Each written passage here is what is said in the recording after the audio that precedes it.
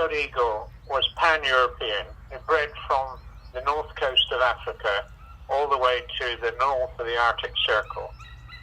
And it was exterminated by humans. The white-tailed eagle. Once a common bird in the British landscape, but now scarcely seen. This magnificent bird can have a wingspan of up to 8 foot. Dominating the skies with their huge rectangular wings, they are known as Britain's largest raptor. After disappearing from Britain, these giants are now making a strong comeback. With the first reintroduction in Scotland in 1985, followed by further reintroductions in England, and now the possibility of seeing them soaring over Wales, it seems these birds are returning to a landscape they were driven out of over 150 years ago. But what caused these raptors to disappear from the UK? It was mainly human persecution. Like many raptors, the white-tailed eagle suffered greatly. Our ancestors did not prioritise keeping our wildlife safe. These big birds do not do much moving, so unfortunately that made them an easy target for shepherds, fishery owners, gamekeepers and egg collectors. However, times are changing. Places like the Isle of Mull in Scotland have a high density of these sea eagles, and they have recently moved from the RSPB Red List to the Amber List, with over 150 pairs across Scotland.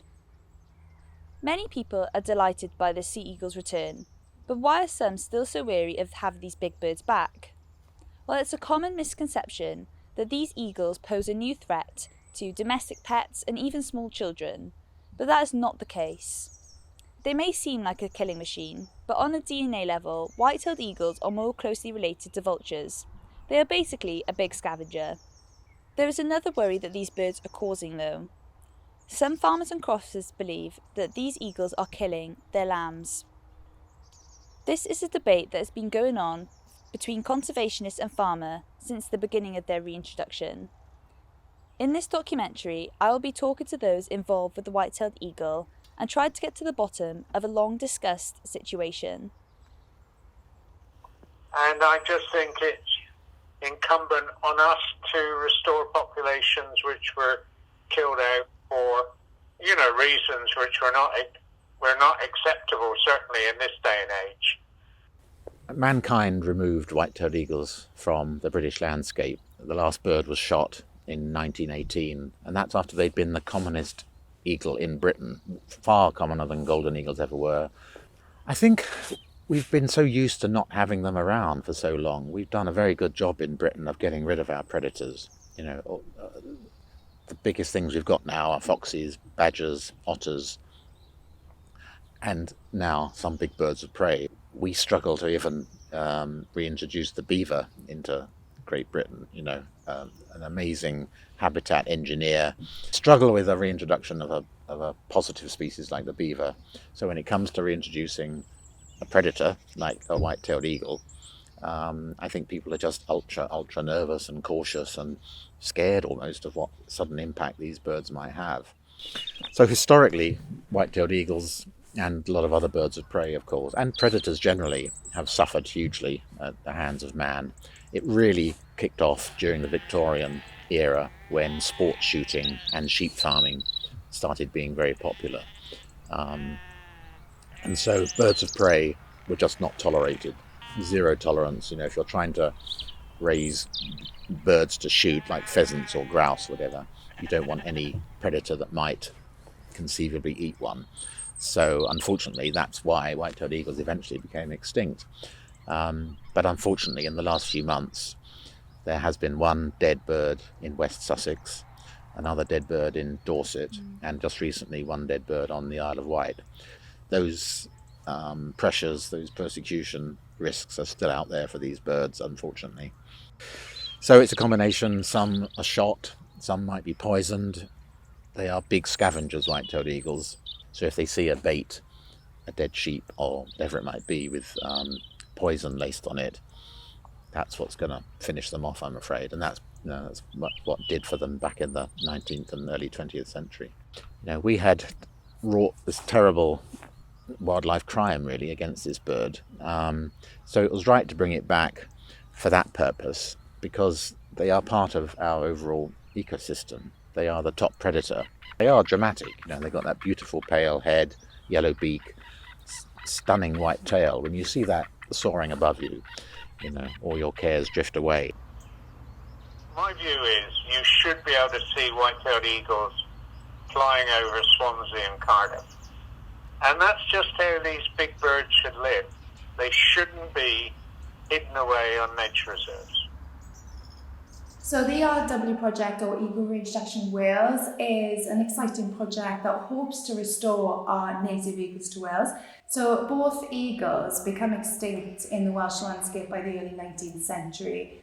And the last breeding birds in Wales, particularly for white-tailed eagles, were found in 1810 on the Swansea coast. And unfortunately, we found from newspaper articles that those birds were actually shot. So white-tailed eagle reintroductions are not a novel concept. They have been happening since the early 1970s. However, white-tailed eagles are still a missing component of the Welsh landscape, and it is now only Wales that hasn't contributed to the conservation of this species. And our research has shown actually that 74% of the South Wales public has never seen a white-tailed eagle or doesn't even know what the species is. So from our research, we have highlighted that the Welsh landscape is extremely compatible for white-tailed eagles. We would love for these birds to be translocated, released and soar in the skies of modern Wales by 2025. It's part of our missing flora here in Wales. There will be opposition. There'll be huge opposition. The farming unions in Wales are incredibly strong. The FUW and the NFU, they will oppose it. There's no doubt about that. In my lifetime, we haven't had any white-tailed eagles here in Wales, but they will come back. White-tailed eagles are being reintroduced all over the UK, and it is so exciting to think that they will be back in Wales, the place that I call home. However, these reintroductions have caused controversy. I went to Scotland to meet with people who've expressed issues about having these big birds back. My name is David Coulthart.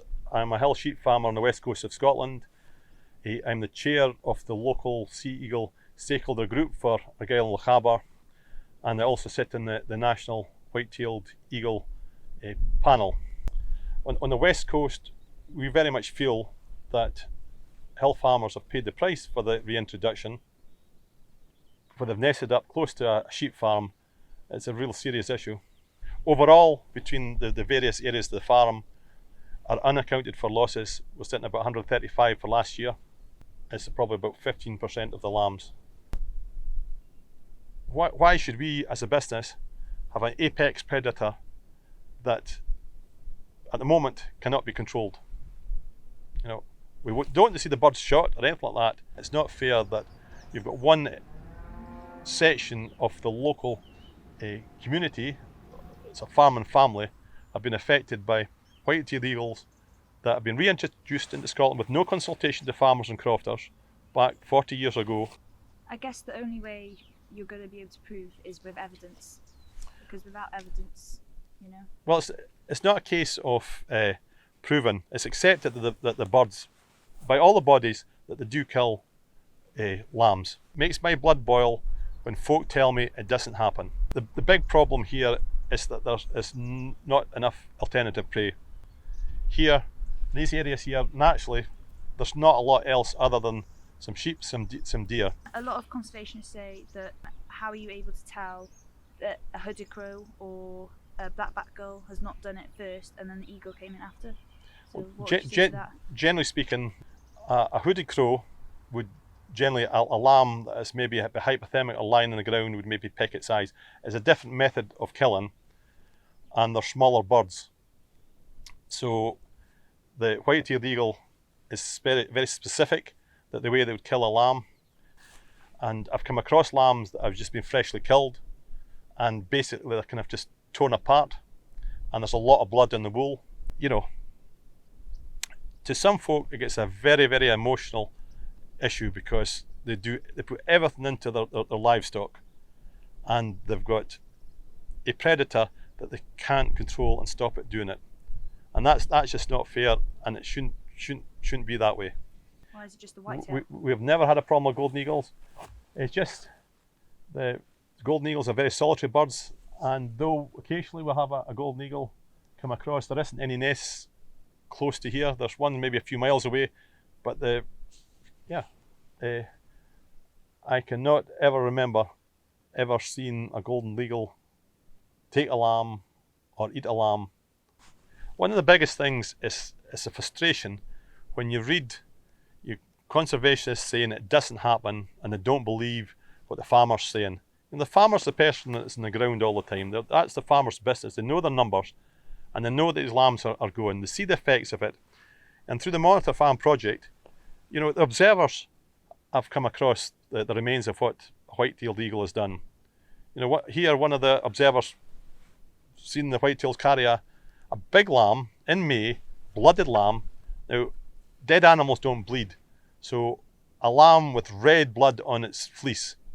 On Mull, the anniversary feeding seems to have worked. We tried it here, it didn't. They actually flew over the sites where the feed was put out and to predate in the glen.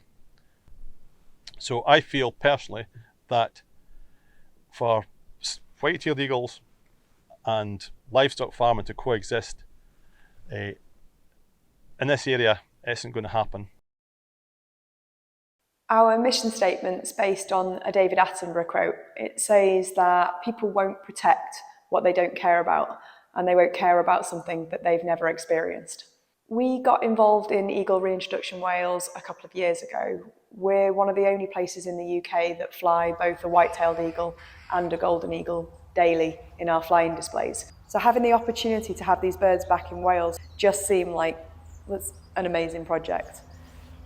The next area we've got to consider is whether or not everybody is happy to have eagles back again, because we need to be able to educate people.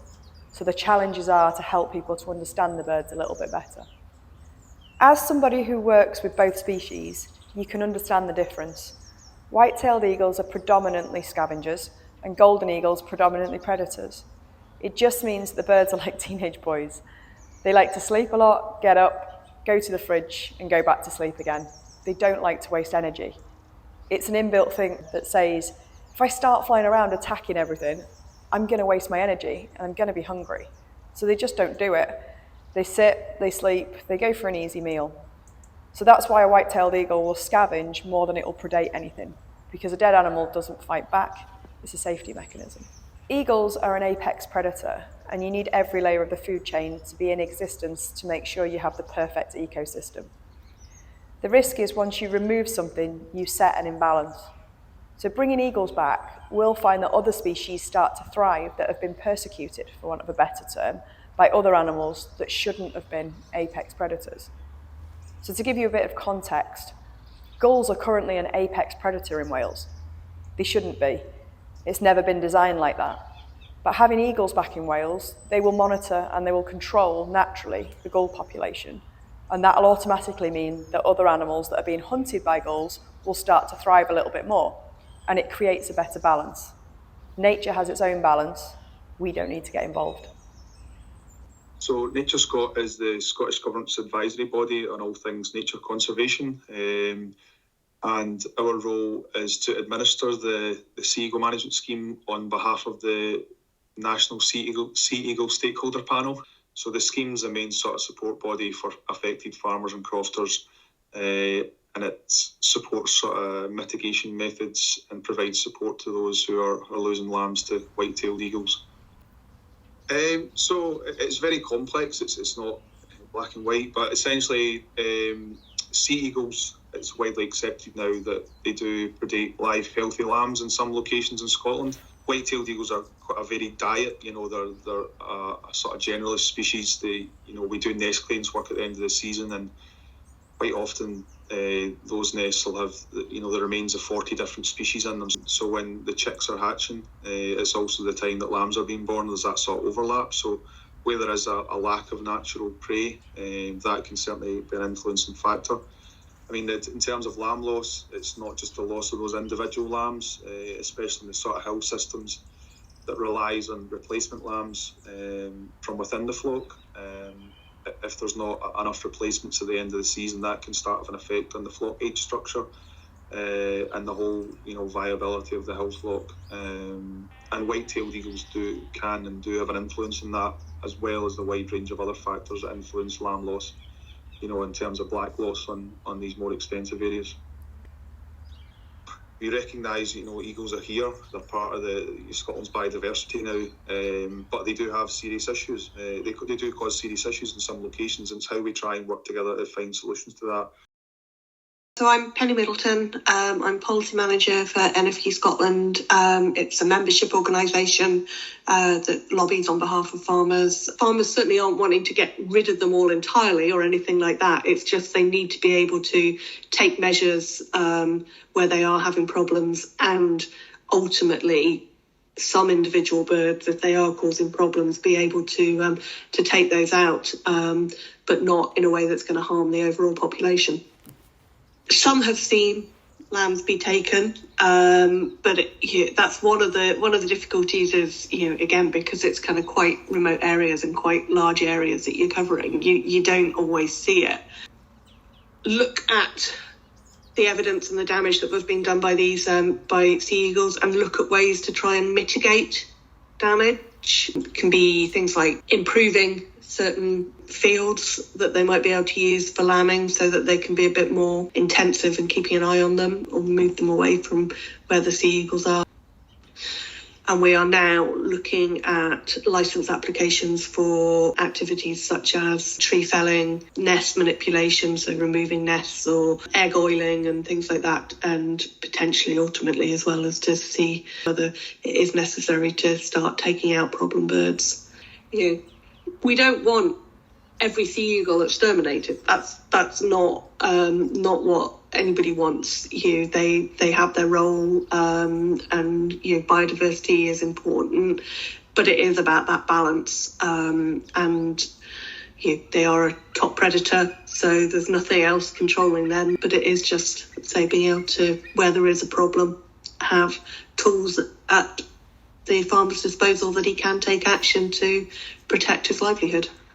Unfortunately, though, NFU Scotland have now gone down the route of publicly calling for licences to shoot eagles, which I think in 21st century Scotland is just beyond words, unimaginable. And I cannot believe they think it's a good idea for their industry, really, and the public reaction and the public mood. I've watched lambing parks for years now, trying to myself witness a lamb attack, and after 30 plus years of watching, I've yet to see one kill a live lamb.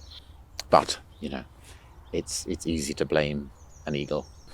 But what the problem has become is now the scale of those accusations, the blame that is attached to so many lamb deaths is automatically now attributed to a sea eagle. Will be seen occasionally eating a lamb, hardly ever seen, in fact very rarely seen killing them. There are things that you can do that doesn't involve automatically needing to kill it to get rid of it, which is what we've done over history. One such thing would be diversionary feeding, where you put out a little bit of food near to a nest each day. The eagles take that food rather than focusing potentially on any lambs, and it works. The eagle's mode of hunting is to sit up in a tree, like these big sitkas behind us. They sit and watch, and if they see a thing going on with crows and ravens or whatever attacking a lamb, that's when they'll move in and take the lamb off them, and that's what gets seen. It doesn't mean they've killed that lamb, it means it's picked it up and carried it off. So there's a very interesting, slightly strange opinions out there that often amongst some of the farming community, that we love our golden eagles and we don't mind if they take a few lambs, but it's the white-tailed sea eagles we hate. They almost get claimed that they're not even native, that they don't belong here, and nothing could be further than the truth. So I don't think it probably ever will go away, because there's always going to be a few very vociferous people who have this as their lifetime's campaign, whereas 99% of the people and the farmers that I see and work with, when you talk to them one-to-one, do not have a problem with sea eagles. But unfortunately the spotlight now, as it has done over time, just falls on one thing to blame, And the easiest thing to blame is the white-tailed eagle.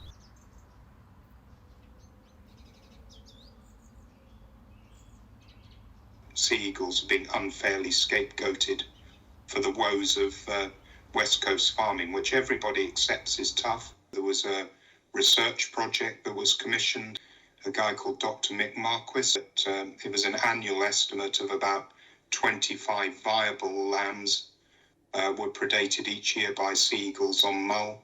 And a further study took place. This time, lambs were fitted with, it was radio tags at this time, so a project that cost about £70,000. In that study, I think no lambs were taken by sea eagles. There's been a place near Oban in Argyll, and here the farmer has been, individual farmer has been claiming he loses over 20 lambs per year. There was Nature Scott commissioned some vantage points to look at the behaviour of a nearby nesting pair of sea eagles, which were claimed to be the offending birds, and 600 hours of field work observation didn't reveal a single livestock predation incident. In the West Coast is a poor place for lambing, and the challenges are getting even tougher with climate change, wetter springs. Farming has got to change. We're in a climate and nature emergency, and one of the main causes of that emergency is the intensification of farming. So there are a whole range of factors that kill sheep and lambs. Unlike the Isle of Wight project, Sea Eagle project, not a lot of sea eagles have been GPS satellite tagged in Scotland. So it's very difficult for us to gauge just how much predation is occurring. It's mostly, I think, that farmers believe farmers. And so you have to suspect that one of the reasons farmers complain is that they see the sea eagle reintroductions as an imposition, something they never asked for. These eagles, they belong here. We have already wiped them out once, and some people are looking for an excuse to do it again. My name is David Rampling. I am the falconer. I run the North Devon Bird Prey Centre. So did you ever find the eagles predating on your lambs? No. In the 3 lambing seasons I had there, it was never an issue for me. I was expecting it to be an issue, and we were lambing on the hill, so we had no sheds to bring the sheep down to, so the sheep just had to lamb out on the mountain. And the mortality rate up there is really high. If the weather came in bad, you could have lambs dropping like flies. Because they're tiny when they're first born. But the real problems to me were the ravens and the great black-backed gulls and the hooded crows, who took countless lambs. White-tailed sea eagles are fish eagles. They eat fish, they eat seabirds, and they eat carrion. They're not real hunters. What really interests me is that on places like Mull, we have a really high eagle density. In the spring, the whole island is crawling with wildlife film cameramen, and these guys can track a migrant wren from one end of the UK to the other, and yet nobody has taken a photograph or a bit of film footage of an eagle killing a lamb. When you are fighting that type of ignorance, it's difficult. It's difficult, and there's so much misinformation on the internet. You just can't take it seriously. That's what I'm worried about, that they will be put under pressure, or the authorities will be put under pressure because of the worries of small pressure groups and farmers who really don't understand that these things can coexist with farming. You need to see them. You need to see them, and they're just magnificent. So yeah, I'd like to see us turn the clock back and undo some of the damage that we've done over time. I'd very much like to see that. It is clear there's a lot of controversy in Scotland about these white-tailed eagles. I spoke to Roy Dennis, whose release programme on the Isle of Wight was a great success. Roy has been the catalyst for bringing these eagles back to Britain and has worked in wildlife conservation since 1959. He was first involved with sea eagles in 1968 when he reared and released 4 young eagles from Norway. I think the first thing is that conservationists need to recognise that country people and many others, they don't like change. Well, they don't like change unless it involves them. But when you look at the evidence, and the evidence in Scotland is that white-tailed eagle predation on healthy lambs is extremely rare. But the government accepted the complaints of the farmers in some ways because the farmers feel terribly under pressure. The Isle of Wight project is showing a new way of bringing birds back. And what we knew with white-tailed eagle was that natural colonisation is extremely difficult. So if you want birds back in England and Wales or Ireland or Scotland, it required reintroductions. But I always wanted to have them in England. Finally, in 2018, in my foundation, we decided to do it on the Isle of Wight with the Forestry Commission. And we're extremely pleased with progress. The food supply is far better than in the north of Scotland. The eagles have now been in England for 3 years, and we've had no case of them killing a lamb. But what we have had are 2 occasions when a farmer has phoned up and said, I think the eagles have killed 6 lambs. Went the next day, showed the farmer the maps, and the guy said, oh, forget it. He said, I was just having a bad day and I thought I'd blame the eagles. But we know exactly where all these eagles are because of the satellite transmitters. Unless you respond to people immediately, these stories grow and grow and grow. And wherever those eagles decide to settle, we make contact with the local farmer, a landowner, a forester. So Wales would have been in the ancestral range, and I think these birds should be encouraged to return. It is clear that the reintroduction of white-tailed eagles can have a positive effect on biodiversity and benefit a country greatly. However, some places in Scotland are lacking in natural prey items for these birds, and this has caused issues for some farmers and livestock owners who believe that these eagles are predating their lambs. Are these eagles killing lambs in the vast numbers claimed? Well, it is hard to tell. As with anything, without evidence, it is impossible to conclude an accurate answer. I've met with experts who explain the science, that these birds mainly feed on carrion and natural prey items like geese. I do feel a solution to this issue would be GPS tracking, like the Isle of Wight project is utilised. That way, the eagles can be monitored, and if lamb deaths are occurring due to eagle predation, then it could be proven through GPS location.